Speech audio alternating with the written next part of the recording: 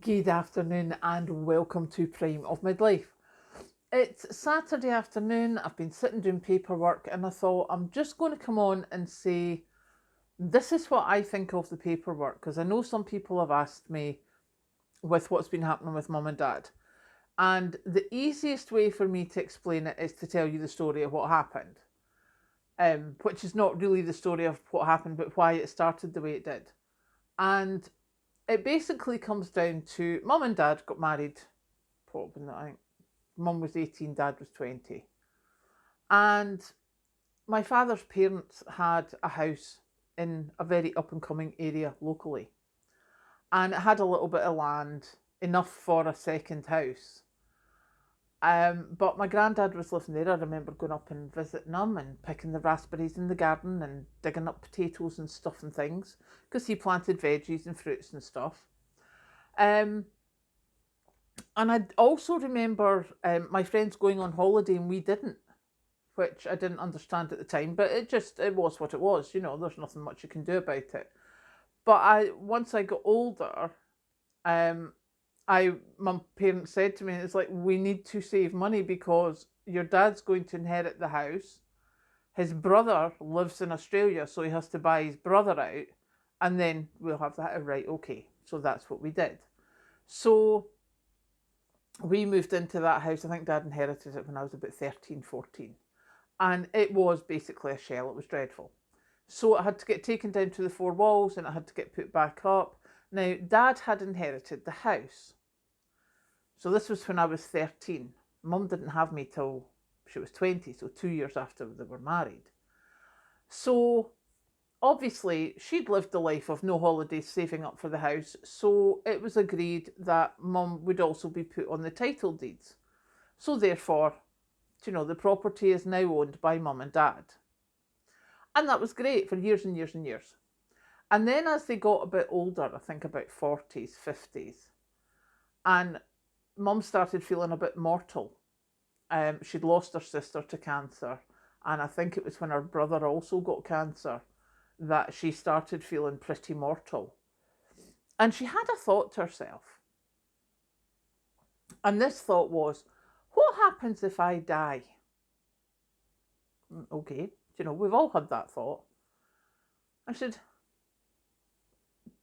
what's the betting that there'll be some floozy, I think was her word, who'll go chase your dad so that she can come and live in this place and be all like, old lady muck sort of thing. And I was like, right, okay. And mum's like, yeah, but you're not getting me. She says, if she's got kids, you're an only child. If your dad marries this woman and then dies, this woman gets the house or her kids and possibly not you. And I was like, excuse me?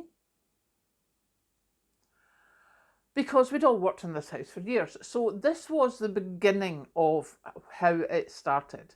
So mum and dad went to the lawyers and that was fine. They did whatever they did. I don't even know what they did, but basically the intention was that if either of them died, I would be given a quarter share of the house so that if they had remarried, they couldn't sell the house. It's like, right, okay. So that's that sorted. Or if they'd remarried and then died, then I wouldn't lose the house because I would own a quarter. That was the initial thought.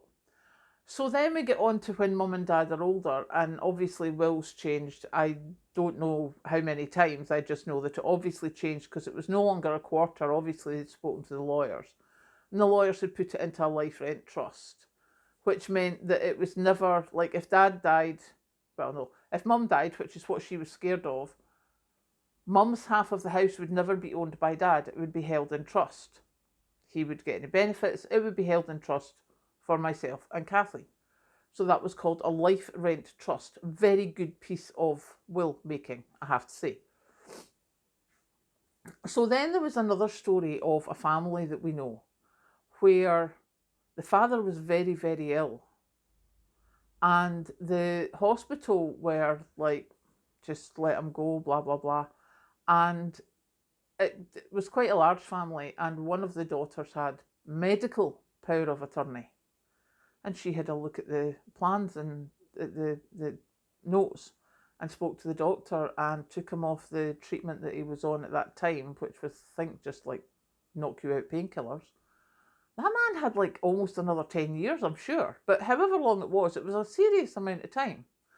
So that got power of attorney into my mother's head. So off we jolly well trotted, and well, off her and dad jolly well trotted, and they got power of attorney with the medical. Now, I know that when they originally did power of attorney, it was all singing, all dancing, but since then there became a thing of guardianship, which I had to get added onto my power of attorney a couple of years ago.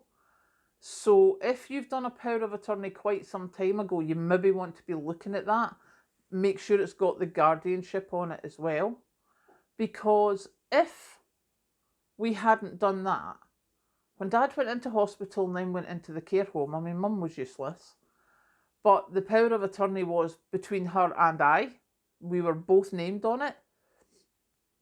And if one of us wasn't capable, then Kathleen was also she was like your alternate. But it would have meant that I couldn't have spent any of Mum and Dad's money. So I couldn't have gone and bought them clothes, which Dad needed quite a bit of to go into the care home. I couldn't have given so much money out. I wouldn't have been paying for the care home fees. It would all have had to go through lawyers, which would have cost so much more, etc., etc. So having a power of attorney with somebody you trust is a huge, huge thing. Huge, huge thing. So, yeah, I just thought I'd come and tell you the wee stories, because I don't know about you, but that's how I remember things, is with wee stories. So if you're thinking about what to do, remember that Karen's mum didn't want some gold digger getting stuff. And the family that they know, the girl with power of attorney gave her father about 5 to 10 years more life because she had medical power of attorney and could tell the doctors no. Because without that medical power of attorney, she could not have done that. So it's a huge thing to have. It's something to look at. And I just thought, Saturday afternoon, why not? I've just done a load of paperwork. Let's tell you why these bits of paperwork are huge. And they are. They're absolutely huge. So, yeah, if you haven't got them sorted, this is definitely a time to be thinking about it. And now I'm going to go and rest and relax and do some more crocheting. And I'll catch you later.